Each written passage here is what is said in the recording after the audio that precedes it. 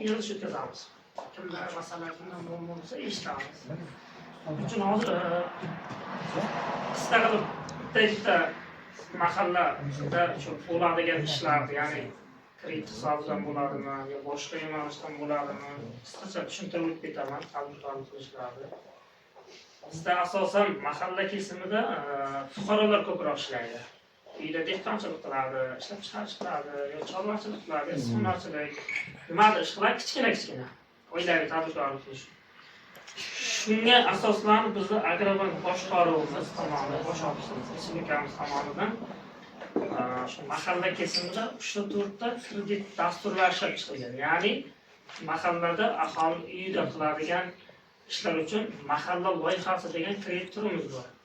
Bu maksimal 50 milliongacha sug'urta va shaxs kafillik ishlaydigan bo'lib daromad qiladigan fuqaroning kafilligi bilan beriladigan kredit turi mahalla loyihasi 5 yil muddatga beriladi.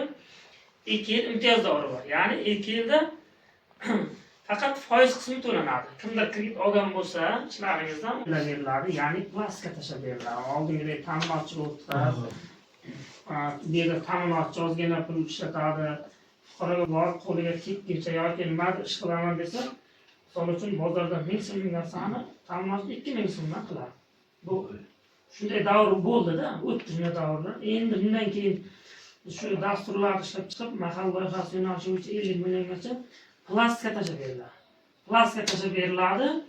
Keyin oilaviy tadbirkorlikdan oldin kredit berilsa, birinchi ta'minotchi qurib, tayyorlab bergandan keyin borib rasmga tushiriladi, monitoring qilinadi.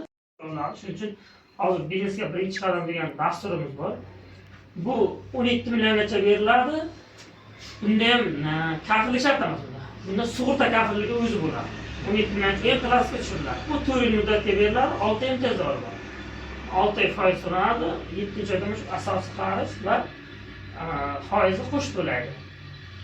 Kimga ma'qul bo'lsa 12 milliongacha sug'urta bilan, kimga ma'qul bo'lmasa, ko'proq kerak bo'lsa 50 milliongacha mahalla dasturlarimizda kredit bor. Bugungi kunda.